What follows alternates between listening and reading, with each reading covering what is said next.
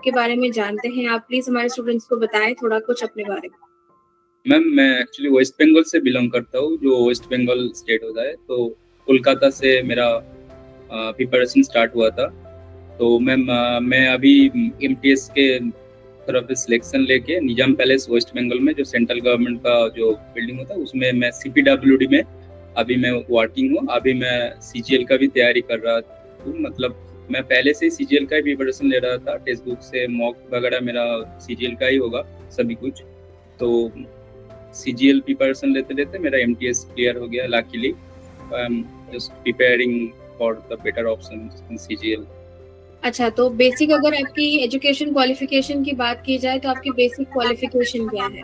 Ma'am, I am BSc in physics and उसके बाद मैंने बीएड किया हुआ है टीचिंग के लिए। तो टेट भी क्वालिफाई किया हुआ। मतलब टीचिंग में थोड़ा इंटरेस्ट था, लेकिन अभी जो वेस्ट बंगाल का जो हाल है टीचिंग का, इसके बारे में इसलिए थोड़ा सेंट्रल गवर्नमेंट के लिए थोड़ा मेरा इधर थोड़ा नैक है, आ गया है अभी।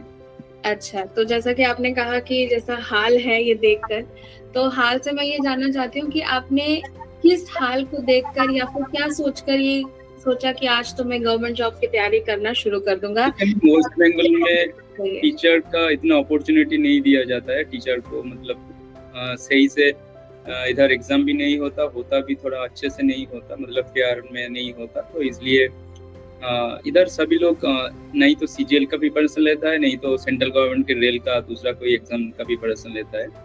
तो मैं भी इसी फ्लो में थोड़ा प्रिपरेशन स्टार्ट किया था। मैंने स्टार्ट किया था प्रिपरेशन बेसिकली 2019 से सीजीएल। तो उसके बाद मैंने 20 का मेंस दिया था सीजीएल का, 21-22 का मेंस दिया था सीजीएल का। मतलब कुछ मार्क्स से मेरा सीजीएल का मेंस में नहीं हो रहा था।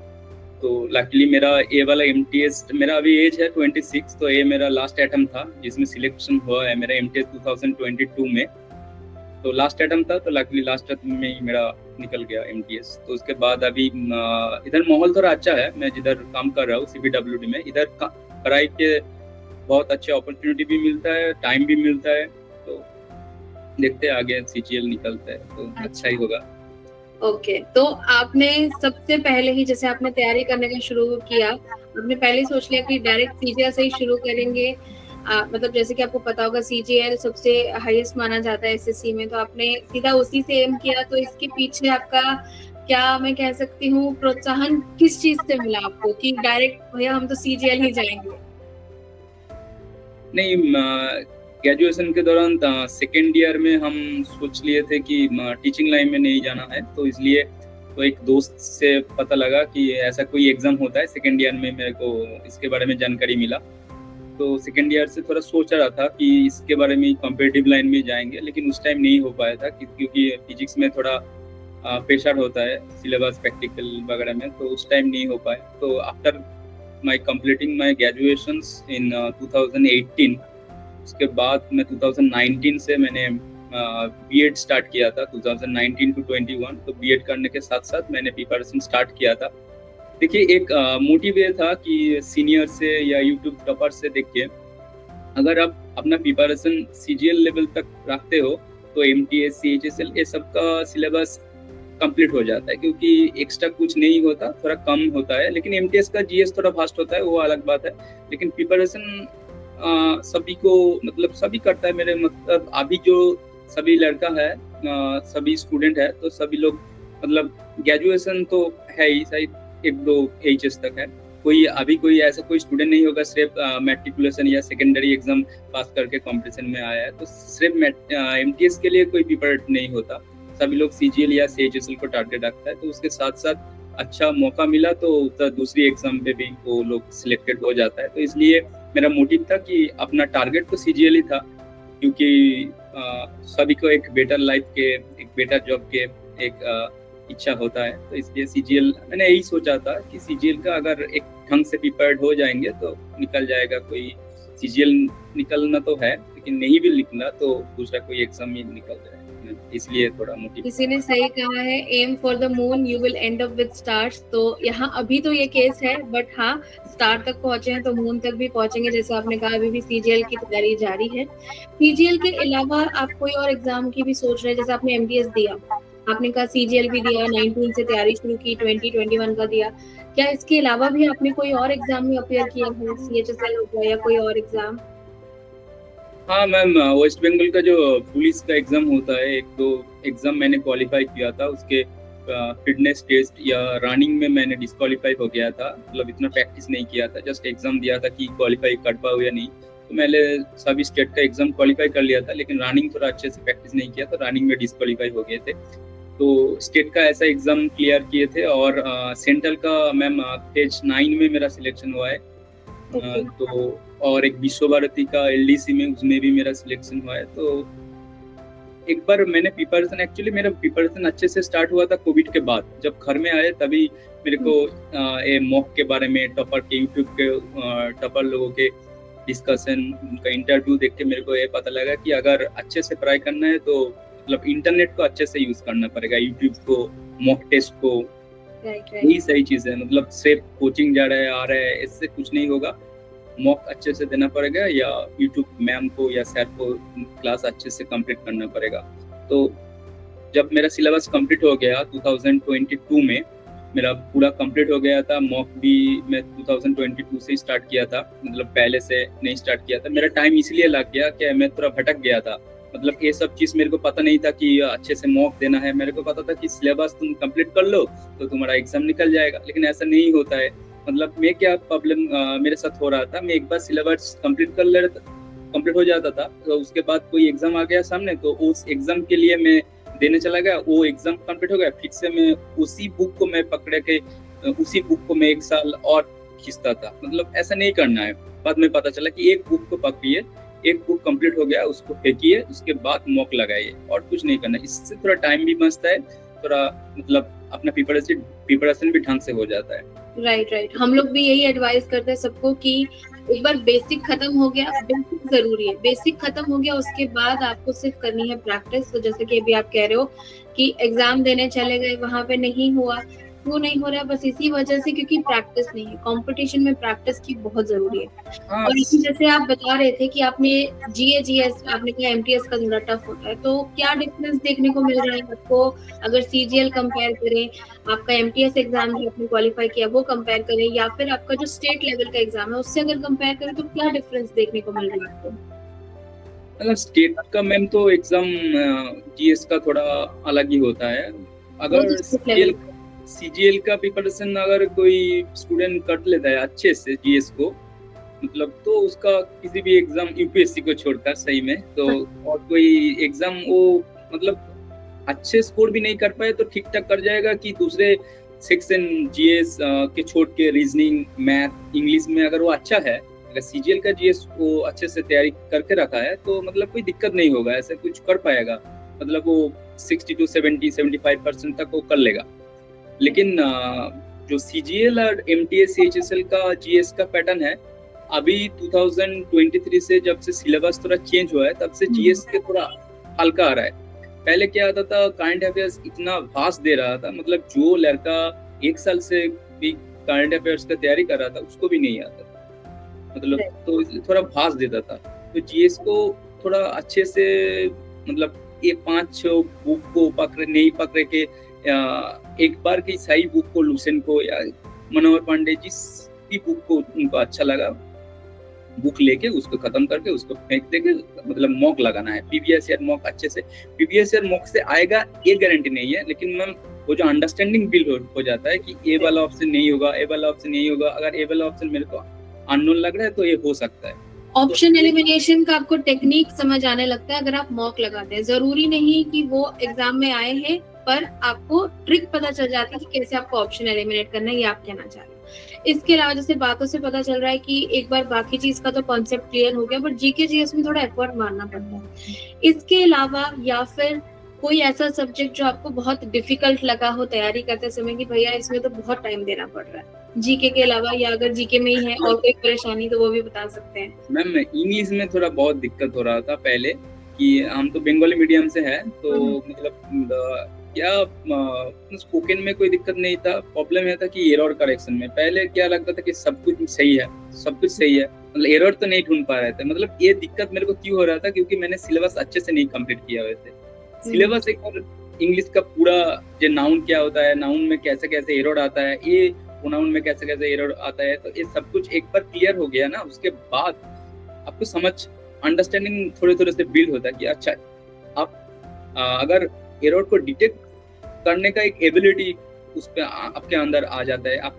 आप एरर नहीं बता सकते कि क्या एरर है, इसका करेक्ट आंसर क्या होगा, लेकिन आपका अंडरस्टैंडिंग बिल्ड, अच्छा इस पार्ट में थोड़ा मेरे को थोड़ा उसका टोन, थोड़ा ट्यूनिंग थोड़ा अच्छा नहीं लग रहा है, तो आप ऐसे करके वो सही हो जाता है, मतलब सही हो जाता है ऐसे करके। तो ये वाला अंडरस्टैंडिंग में थोड़ा मेरे को टाइम लगा। लेकिन आप क्या हो गया, इंग्लिश ही मेरा फेवरेट सब्जेक्ट हो गया। मतलब मैंने एमटीएस जॉब मेरा इंग्लिश से ही लगा। मतलब मेरे को 75 में मेरे को 75 था इंग्लिश में, मेरा 70 स्कोर हुआ था। Okay, very nice. तो यही एक बार ठान लो अगर कि हाँ भैया ये तो करना ही है। अगर वीक लग रहा है तो हम उसे स्ट्रॉन्ग करके रहेंगे। और आज आप ही बोल रहे हो कि पहले वीक लग रहा था बट फिर अब उसी की वजह से सिलेक्शन भी हुआ है, तो कुछ भी इम्पॉसिबल नहीं है। यहाँ पर सब कुछ पॉसिबल है, जॉब भी पॉसिबल है। कई बच्चे हताश हो जाते हैं कि नहीं गवर्नमेंट जॉब नहीं लग रही है, छोड़ देते, नहीं कभी भी ऐसे मतलब जो सभी टपर लोग का इंटरव्यू देखता है, लेकिन टपर लोग अपना स्ट्रेंथ बताता है, मतलब उसमें क्या कितना टाइम लगा, क्यों लगा, ये सब एक ऑर्डिनरी स्टूडेंट, हम जैसा एक ऑर्डिनरी स्टूडेंट बता सकते हैं कि 2 साल हम कैसे अपना वेस्ट कर दिया लाइफ का। क्योंकि हमको इतना मतलब तब इतना यूट्यूब का यूटिलाइज नहीं करते थे। थोड़ा बुक वगैरह लेकर ऑफलाइन कोचिंग में जा रहा है, उसके बाद आ रहा है, उसको पढ़ रहा है, लेकिन वो थोड़ा इरिलेवेंट लगता था। पहले 2 साल बाद मेरे को पता लगा कि वो थोड़ा इरिलेवेंट है, उससे नहीं होगा। सही है, लेकिन उससे नहीं होगा। सिर्फ ये नहीं करूँगा कि इरिलेवेंट है, मतलब उससे नहीं होगा, वो थोड़ा कम है। अच्छा। तो क्या करना है आपको, जो मैंने पहले ही बताया कि किसी भी एक बुक को, किसी भी एक टीचर को, किसी भी एक कोर्स को अच्छे से पकड़िए, उसका कंप्लीट करिए, उसके बाद जितना हो सके मॉक लगाइए। वो आपका मैथ हो या रीजनिंग हो या जीएस हो या इंग्लिश हो, सभी सब्जेक्ट का एक ही स्ट्रेटेजी है कि मॉक को अच्छे से लगाना है। ये बात जब समझ में मेरे को आया 22 में, उसके बाद मेरा लगातार एग्जाम, जो भी एग्जाम दे रहा था, मतलब आप पूछे थे मेरे को और कोई सेंट्रल एग्जाम, मेरा रेलवे का एनटीपीसी का भी क्लियर हुआ था, मतलब फाइनल मेरिट में मेरा नहीं हुआ था। अच्छा। तो एक बार सिलेबस हो गया तो अच्छे से सब कुछ निकल जाएगा। ओके। तो इन सब के बीच टेक्स्ट बुक ने आपकी कैसे सहायता की? जैसे आप कैसे सहायता की आपके टेक्स्ट बुक ने आपकी? कैसे मतलब टेक्स्ट बुक ही मेरे को सहायता किया था मॉक में। मैं सिर्फ टेक्स्ट बुक का ही मॉक देता था, सभी लोग देता है मेरे को। ये कोई मतलब इग्नोर नहीं करेगा कि या इसको कोई डिसरिस्पेक्ट नहीं करेगा कि इस बात को मेरा कि टेक्स्ट बुक को कोई पहचानता नहीं है। मतलब जिस भी टपर हो वो बोलेगा कि हाँ टेक्स्ट बुक का मॉक में, प्रीवियस ईयर मॉक में जरूर देता था। मतलब टेक्स्ट बुक का जो एनालिसिस है ना, मतलब एक जीएस क्वेश्चन को लेकर वो सिर्फ आंसर नहीं बताता, ये थोड़ा टेक्स्ट बुक का मतलब यूनिक कॉन्सेप्ट है। ये किसी भी और मॉक में नहीं मिलेगा कि एक जीएस क्वेश्चन को पकड़े, उसके कोई भी क्वेश्चन आया तो उसके रिलेवेंट जो क्वेश्चन फ्यूचर में आ सकता है सब कुछ बता देता है। मैं क्वेश्चन को ध्यान कम देता था, उसके एनालिसिस को ज्यादा ध्यान देता था। मतलब उसको अच्छे से पढ़ता था और उसका एक सेव ऑप्शन मिलेगा आपका राइट साइड में, उसको सेव करके मैं उसको ही रिवीजन करता था। मतलब वो बहुत ही अच्छा है। मतलब उसमें मतलब मैंने इसको मतलब चेक भी किया था। मतलब जब एनालिसिस आता है एग्जाम का, कोई shift first shift second shift जो मेमोरी बेस्ड क्वेश्चन देता है ना, तो उसका जो एक्सपेक्टेड क्वेश्चन देता है तो वो एक्सपेक्टेड क्वेश्चंस में सब कुछ आ जाता है। राइट। तो जैसे कि आप बता रहे हो कि सोल्यूशन भी इम्पोर्टेंट है, सिर्फ क्वेश्चन नहीं। मॉक टेस्ट तो अच्छे हैं ही बट साथ में उनके सोल्यूशन भी, क्योंकि सोल्यूशन में कुछ ऐसी इंफॉर्मेशन भी होती है जो आपको किसी और क्वेश्चन में हेल्प कर जाए। बहुत हेल्प करता है, तो जरूरी है। यस, तो क्वेश्चन जरूरी है बट साथ में सोल्यूशन भी बहुत जरूरी है, कोई और क्वेश्चन हेल्प कर जाएगा वो। मतलब एक एग्जाम में अगर किसी एग्जाम में किसी ने पूछा कि बैटल ऑफ प्लासी किस टाइम पे हुआ था, तो टेक्स्ट बुक सब कुछ बता देता है। मतलब किस किस के साथ हुआ था, मतलब नेक्स्ट बैटल क्या है, उसके रिलेटेड क्या क्या चीज है, क्या क्या आपको ध्यान में रखना है, सब कुछ बताए। ये थोड़ा अच्छे से करिएगा, सिर्फ जीएस का नहीं इंग्लिश का भी। मतलब टेक्स्ट बुक ने जो सिर्फ आंसर नहीं बताता कि इसका सिनोनिम ए है, मतलब उसको सब चारों ऑप्शन को क्लियर कर देता है कि इसका सिनोनिम ए है, इसका एंटोनिम ए है, सब कुछ क्लियर है। ये थोड़ा अच्छे से सब स्टूडेंट को मैं बोलूंगा कि ये थोड़ा जीएस के लिए थोड़ा ध्यान दीजिएगा। टेक्स्ट बुक का प्रीवियस ईयर क्वेश्चन, अभी तो टेक्स्ट बुक बहुत मतलब इम्प्रूव किया है, जो अलग अलग करके जीएस का अलग, पहले नहीं था, उसमें थोड़ा दिक्कत होता था कि एक फुल मॉक टेस्ट देना पड़ता था प्रीवियस ईयर करने के लिए। अभी तो बहुत आसान कर दिया है आपके लिए, हमारे सबके लिए, कि जीएस का अलग सेक्शन, प्रीवियस ईयर का, इंग्लिश का अलग सेक्शन, मैथ का अलग सेक्शन, रीजनिंग का अलग सेक्शन, वो चारों अपना जो एनरोलमेंट टेस्ट एनरोलमेंट है उसमें जरूर एनरोलमेंट करके रखिएगा, क्योंकि वो बहुत बेनिफिट का चीज है। मतलब उसमें मैथ लगे, मैं आपको शायद बताता हूँ, मैं ऑफिस में जाता हूँ 9:30 पे, तो 9:30 पे पहुंचते पहुंचते मेरा 9:30 बज जाता है। तो थोड़ा फ्रेश होके मैं 10 से स्टार्ट करता हूँ मेरा इंग्लिश का मॉक टेस्ट, प्रीवियस ईयर जो टेक्स्ट बुक का है। तो 3-4 मॉक में लगा देता हूँ इंग्लिश का, 12-12 मिनट का आता है। 3-4 मॉक इंग्लिश का रख के थोड़ा ऑफिस का थोड़ा काम हो तो कर लेता हूँ। उसके बाद रीजनिंग का 2 मॉक लगा देता हूँ। थोड़ा ऑफिस का काम है तो उसके बाद मैथ का 2 मॉक, मतलब पूरे दिन ऑफिस में मैं मॉक ही लगाता हूँ टेक्स्ट बुक का।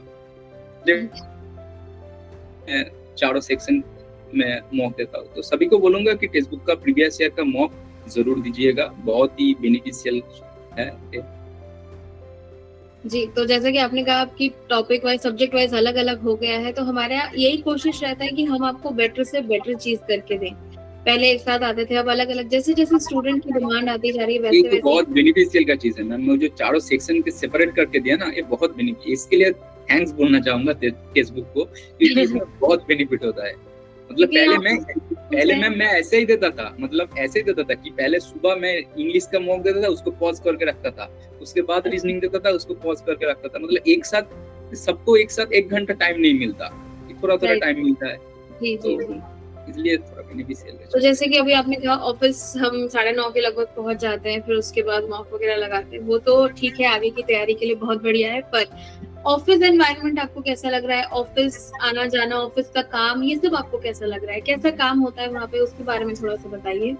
हाँ, एमटीएस का काम डिपार्टमेंट टू डिपार्टमेंट वैरी करता है, लेकिन अभी एमटीएस का मतलब थोड़ा रिस्पेक्ट भी किया जाता है। मतलब ऐसा नहीं कि मतलब एक घटिया चीज बाजार में है कि चाय बनाने के लिए बोलता है, ऐसा कुछ नहीं है।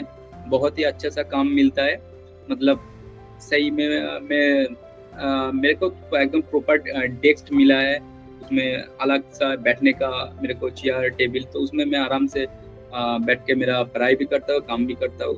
तो सीपीडब्ल्यूडी में सभी ऑफिस में अच्छा है, इनकम टैक्स में भी अच्छा है एनवायरनमेंट, और थोड़ा थोड़ा एएसआई में थोड़ा उसका एनवायरनमेंट थोड़ा अच्छा नहीं है, मतलब उसमें गार्डन में आपको क्लीन वगैरह करना है, तो जिसका एएसआई पर गया तो उसका थोड़ा अच्छा, जैसे कि आपने बताया अलग अलग जगह का अलग अलग थोड़ा सिस्टम है, उसके हिसाब से आपको काम मिलता है।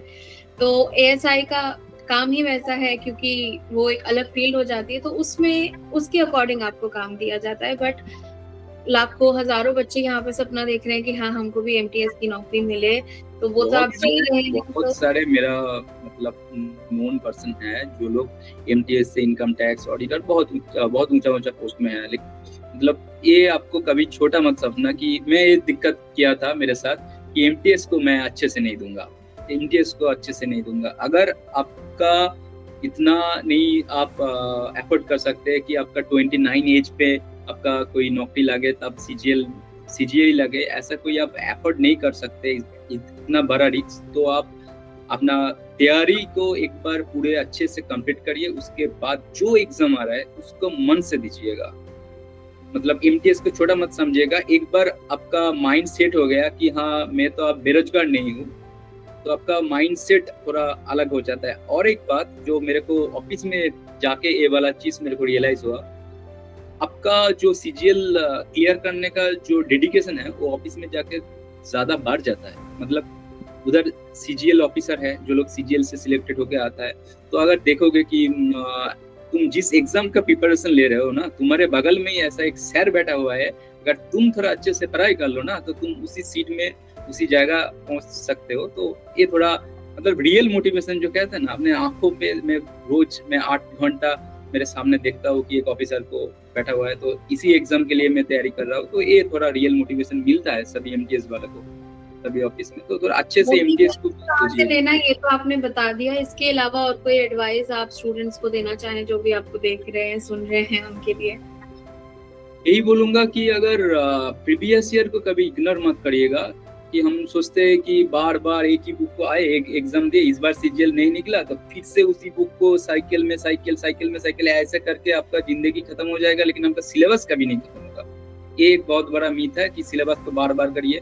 एक बार किसी भी बुक को करिएगा, मैथ का तो एक बार अच्छे से पूरा फार्मूला, अभी तो सभी सैड ने फार्मूला का जीस दे रहा है, मतलब पूरा फार्मूला का रिवीजन दे रहा है कि अरिथमेटिक का पूरा फार्मूला ये है, मतलब एडवांस का ये है, तो पूरा फार्मूला का अच्छे से एक पेन एंड पेपर पे लिख लीजिएगा।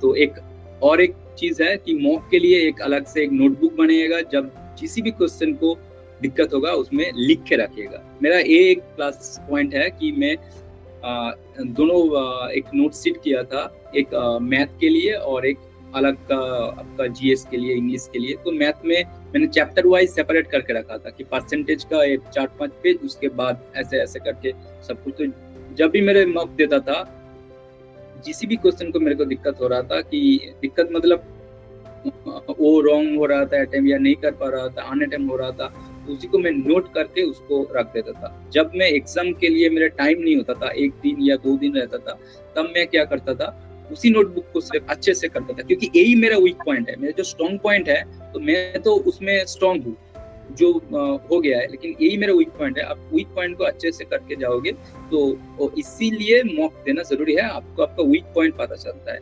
और बोलूंगा कि मतलब प्रिपरेशन अच्छे से करिएगा। ऐसा नहीं सोचिएगा एमटीएस है तो आप एक बार एमटीएस में नौकरी लोगे तो आपका माइंडसेट भी हो जाएगा, सीजीएल का आगे से तैयारी भी कर पाओगे। और इंग्लिश के लिए भी टेक्स्ट बुक का मॉक टेस्ट वो वाला अच्छे से एक बार किसी भी मैम को या किसी भी सर को एक बार अपना ग्रामर वाला कॉन्सेप्ट एक बार क्लियर करके टेक्स्ट बुक का मॉक लगे। इंग्लिश के और कुछ करने का जरूरत नहीं है। जीएस को भी एक ही चीज एक बार कंप्लीट करके टेक्स्ट बुक का मॉक लगे। मैथ का भी सही, रीजनिंग तो मॉक से ही हो जाएगा। मतलब मॉक्स में ही आपका ब्रह्मास्त्र तो है, सब कुछ मॉक में ही है।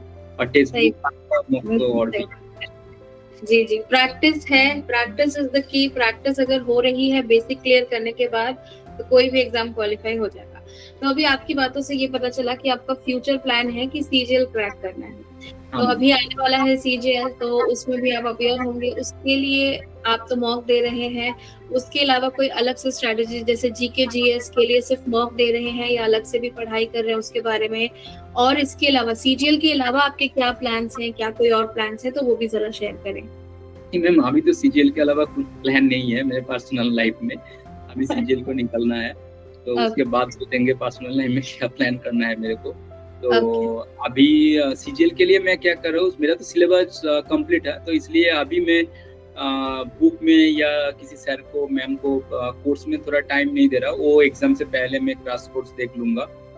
मैम भी अच्छा पढ़ाता है, मैम को भी देखिएगा। मैम एमटीएस के लिए मैम का भी क्लासेस देखता था, तो वो एग्जाम से पहले देखता था। नहीं अभी टाइम है, अभी एग्जाम मत दीजिएगा, क्योंकि जिसका सिलेबस हो गया सिर्फ मॉक लगाएगा। 2-3 जितना हो पाए इंग्लिश का 2 मॉक, अगर 1 मॉक हो पाए तो 1 ही मॉक, नहीं तो 2 मॉक। रीजनिंग का, मैथ का भी ऐसे 2-3 मॉक, और जीएस का भी मॉक से नहीं। अगर जीएस थोड़ा वीक है तो आप जीएस का फार्मर एसएससी करके सर है, तो अच्छा सा जीएस पढ़ाता है, उसका भी आप कोर्सेज देख सकते हैं। टेक्स्ट बुक का भी कोर्सेज है, उसका भी आप यूट्यूब का कोर्सेज भी देख सकते हैं। तो उसमें आप जीएस के लिए सिर्फ अभी यूट्यूब का फॉलो कर सकते हैं। लेकिन बाकी अगर एक बार सिलेबस कंप्लीट हो गया, मैं ऐसा ही कर रहा हूँ कि सिलेबस कंप्लीट हो गया तो अभी सिर्फ मॉक दूंगा। तो 1 महीना या 1.5 महीना पहले मैं बुक लूंगा, तो उस बुक तो मेरा बहुत बार हो गया है, तो उस बुक को मैं एक बार रिविजन कर दूंगा, हो जाएगा। शायद इस बार कोशिश करूंगा अपने 100% देने के लिए। जी, तो आपने तो बताया कि काफी चीजें इम्प्रूव भी हुई हैं, बट इसके अलावा जैसे टेक्स्ट बुक है, बाकी भी प्लेटफॉर्म्स हैं, हम लोग हमेशा यही कोशिश करते हैं कि आपको बेस्ट से बेस्ट चीज प्रोवाइड करें, पर इसके बाद भी कहीं ना कहीं कुछ न कुछ चूक जो रह जाती है। तो आपकी तरफ से क्या फीडबैक है कि और क्या करना चाहिए ऑनलाइन टीचिंग प्लेटफॉर्म्स को कि और बेटर एक्सपीरियंस दे सकें आप जैसे स्टूडेंट्स को जो अभी तैयारी कर रहे हैं? मैं तो ऐसे नहीं बता सकता कि टेक्स्ट बुक को इस फील्ड में थोड़ा इम्प्रूव करना है। वो आप लोग भी टीचर हैं, आप लोग अच्छे से समझ सकते हैं कि स्टूडेंट को और क्या बेटर चाहिए। लेकिन मैं एक बोलूँगा, टेक्स्ट बुक का अच्छा चीज है जो जिसमें उसका एनालिसिस अच्छे से आता है। तो फेसबुक का मेरे को ऐसा कोई लगा नहीं कि इसमें इम्प्रूव करना है, लेकिन ध्यान रखिएगा यूट्यूब में आप बहुत सारे टीचर है, तो देखिएगा जिसका पढ़ाई आपको अच्छा लग रहा है मैं उसको आप फॉलो कर सकता है। और जितना हो सके अगर सिलेबस कंप्लीट हो गया है तो करिए, अभी जिसका कंप्लीट हो गया है, नहीं तो जिसका नहीं हुआ है वो अपना कोर्स करिए या वो करिए। तो सही मॉक को अच्छे से लगाइएगा, फेसबुक का मॉक और भी प्लेटफॉर्म का है, हॉलीवुड का लाइव मॉक है, तो इसका भी आप किसी भी प्लेटफॉर्म का आप दे सकते हैं। तो लेकिन फेसबुक का प्रीवियस ईयर जरूर लगाएगा, इसका बहुत बेनिफिशियल है, मतलब इसका एनालिसिस बहुत बेनिफिशियल है। ठीक है, जाते जाते आप कुछ और कहना चाहते हैं हमारे स्टूडेंट्स के लिए, कुछ ऐड ऑन करना चाहते हैं तो आप जरूर से कहिए। यही बोलूंगा कि नोट का एक अपना पर्सनल नोटबुक जरूर बनाइएगा, उसमें वही आपका लास्ट टाइम पे हेल्प करेगा। तभी आपको यही लगेगा कि बुक को मेरा अच्छे से कंप्लीट हो गया, लेकिन इसमें से आएगा या नहीं आएगा, आपको थोड़ा कॉन्फिडेंस थोड़ा बूस्ट होगा कि आपने जो वीक पॉइंट पूरे साल में या 2 साल में या 3 साल में अपने जितने भी आपका वीक पॉइंट है वो अपने आंखों के सामने है, एक नोट शीट पे है।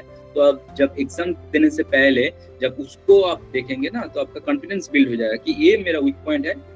मैं सब कुछ लिख देता था, मतलब मेरा एक कैलकुलेशन में गलत हो गया ना तो मैंने लिख देता था, मतलब मेरा आज कैलकुलेशन में ये वाला चीज में मेरा प्लस से जाएगा माइनस दे दिया था, मतलब ऐसे ऐसे मेरा तो लगता था। एक टाइम पे मेरा माइंडसेट ऐसा हो गया था, जब भी मैं कैलकुलेशन देख रहा था एक मॉक में तो मेरा अंदर से एक आ रहा था कि मैं अच्छा तू इसमें थोड़ा गलती कर रहा था पिछले टाइम पे, तो आ जाता है, आप लिख के रखिएगा तो इसमें थोड़ा अच्छा होगा। और कोशिश करिएगा इंग्लिश का मॉक सुबह देने के लिए, तो इसमें उसके बाद अपना हिसाब से दे सकता है। और यही बोलूँगा कि एक प्रॉपर शेड्यूल बनाना जरूरी है, अपने माइंड को एक मतलब कि मैं दिन का कभी भी मेरा रूटीन नहीं बना था, अभी भी नहीं बना था, पिछले भी जो तैयारी था मेरा उसमें भी नहीं बना था। मैं वीक का करता था कि इस वीक में मेरे को मंडे टू फ्राइडे या सैटरडे मेरे को 2-2 मॉक करके, 5 डेज हो तो 10 मॉक या 4 डेज हो तो मेरे को 8 मॉक्स मेरे को इंग्लिश का देना है।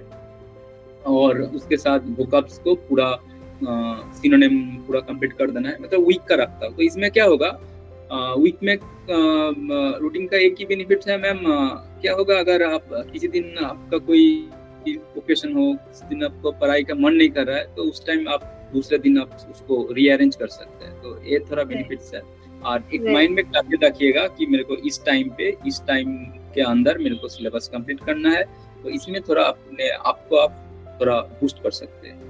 तो ये बड़ी अच्छी स्ट्रैटेजी बताई कि आप हफ्ते का रखिए कि वीक में आप कितना तैयारी करने वाले हैं या कितना टॉपिक खत्म करने वाले हैं, कितना मॉक लगाने वाले हैं, क्योंकि डे टू डे लाइफ में कुछ ना कुछ ऐसा हो जाता है, बाय चांस घर में कुछ हो गया या कोई फंक्शन जैसे आपने कहा, तो अगर ऊपर नीचे पढ़ाई हो जाती तो मन में आता है अरे आज तो मुझे ये कंप्लीट करना था, नहीं हो पाया, तो वो एक माइंड सेट हो जाता है कि अब कैसे कंप्लीट होगा, मैं पीछे तो नहीं हो जाऊंगा।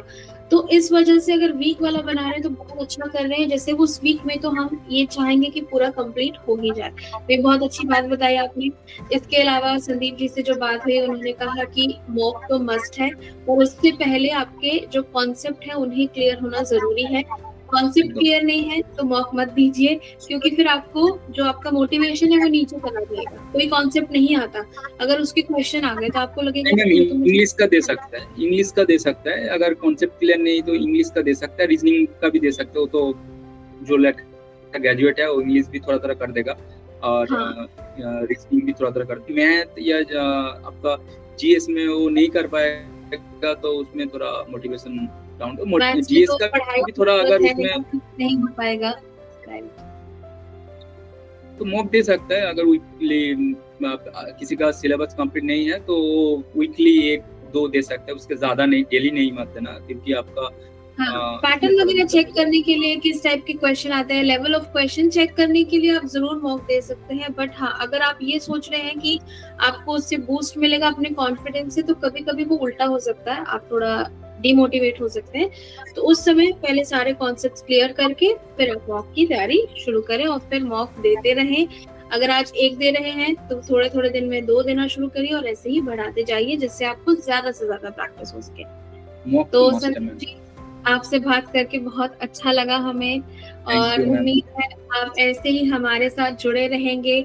आज आप सीजीएल की तैयारी कर रहे हैं, ऑलरेडी एमटीएस में सिलेक्टेड हैं, तो ऐसे ही आगे भी कभी भी आपको हमारी ज़रूरत पड़े तो हम ही सबसे पहले आपके दिमाग में आए कि भैया हमें तो टेक्स्ट बुक से ही कनेक्ट होना है। और सिर्फ आप नहीं, आपके जितने भी फ्रेंड्स हैं, आप उन्हें भी बताएँ कि हाँ, टेक्स्ट बुक कितना अच्छा प्लेटफ़ॉर्म है और उन्हें भी यहाँ पर मोटिवेट करें कि मॉक टेस्ट लगाएँ और हमारे साथ यहाँ पर जितने भी बेसिक है सब क्लियर करें। मेरे को नहीं बोलना, जो सीरियस स्टूडेंट है सभी लोग जानते हैं टेक्स्ट बुक का मॉक टेस्ट कितना बेनिफिशियल है, सभी जानता है मेरे को जो सीरियस एस्पिरेंट है। तो बोलूँगा कि मॉक ज़रूर दीजिएगा, मॉक को कभी भी इग्नोर मत करिए कि मैं आज नहीं दूँगा, एक्सक्यूज़ आप मॉक में कभी नहीं देंगे, क्योंकि अगर आपका एक फ्लो एक बार आ जाए ना मॉक में, तो आप मैम ने जैसे कहा कि आप अपने आप को बूस्ट कर सकते हैं, आज 2 कल 3 ऐसे करके, जितना मॉक हो सके आप। मैं क्या करता था मैम, जब मेरे को पढ़ाई में मन नहीं आता था, तो तब तो हम लोगों का एक ही चीज़ आएगा, घूमने जाएँगे या मूवी देखेंगे। तब मैं क्या करता था, 1 घंटे का मॉक लेके बैठ जाता था। अगर तुम कितने टाइम वेस्ट करोगे, 10 मिनट तुम माइंड इधर-उधर जाएगा, उसके बाद देखोगे कि आपने आँखों के सामने टाइम जा रहा है, तो 1 घंटा अपना माइंड सेट हो जाता है। जब डिप्रेशन आ जाता है तब मॉक ज़रूर, जब आपको डाउन फील हो रहा है, डिप्रेशन आ रहा है, तब आप मॉक दीजिएगा। कुछ नहीं, मार्क्स लो आए, लेकिन आप एक फ्लो में रहोगे। नहीं तो डिप्रेशन में हम थोड़ा भटक जाता है ना, मूवी देखने जाता है, घूमने जाता है, तो डिप्रेशन आए या आपको पढ़ाई का मन नहीं कर रहा है, तब आप ज़रूर मॉक दीजिएगा, इसमें आपको थोड़ा बूस्ट मिलेगा अंदर से। और जब मैं पढ़ाई से छूट जाता हूँ, मतलब 1 हफ्ता के लिए, 2 हफ्ता के लिए, तब मैं पहले चीज़ कुछ नहीं करके मैं 1-2 दिन पूरा मॉक लगाता, पूरा मॉक, सारा दिन, पूरा दिन। तो इसमें क्या होता है, मेरा माइंड सेट हो जाता है। तो राइट। तो ऐसे आपका मोटिवेशन है मॉक, मॉक देते रहो, सब सही हो जाएगा। सारे एग्जाम्स क्वालिफाई हो जाएंगे। वेरी गुड, बहुत अच्छा लगा मुझे आपसे बात करके और आई होप आपकी बातें सुनकर हमारे जो स्टूडेंट्स हैं, एस्पिरेंट हैं, उन्हें भी उतना ही अच्छा लगेगा, बहुत मोटिवेट होंगे और इस बार का एमटीएस एग्जाम जो आने वाला है, सीजीएल जो आने वाला है, सभी क्रैक कर देंगे। बहुत अच्छा लगा और मेरी ये आपसे विश है कि आप भी सीजीएल एग्जाम इस बार जरूर से क्लियर करें और फिर से हमें यहाँ पर मिलने का मौका मिले कि हम दोनों फिर से यहाँ पर बैठे हों और फिर से पूछो कि अब आपकी जर्नी एमटीएस टू सीजीएल कैसी रही। ज़रूर मैम, मेरा भी एक इसमें थोड़ा मेरा भी मैं भी चाहूँगा कि नेक्स्ट टाइम मैं सीजीएल के थ्रू इधर इंटरव्यू के लिए आऊँ, तो ये भी मेरे को थोड़ा, आप भी थोड़ा प्रे करिएगा मेरे से, मैं भी थोड़ा जी, जी, 100% दे रहा हूँ। तो हमारी नेक्स्ट टाइम प्रेयर्स तो सारे स्टूडेंट्स के साथ रहती हैं जो भी हमारे साथ जुड़े हुए हैं। हमारी यही कामना रहती है कि आप लोग अच्छे से परफॉर्म करें, सिलेक्शन लें, जिससे हम लोगों को भी थोड़ा लगे कि हाँ, हम लोग किसी की तो हेल्प कर पा रहे हैं। चलिए, बहुत अच्छा लगा आपसे बात करके। Thank you. Thank you.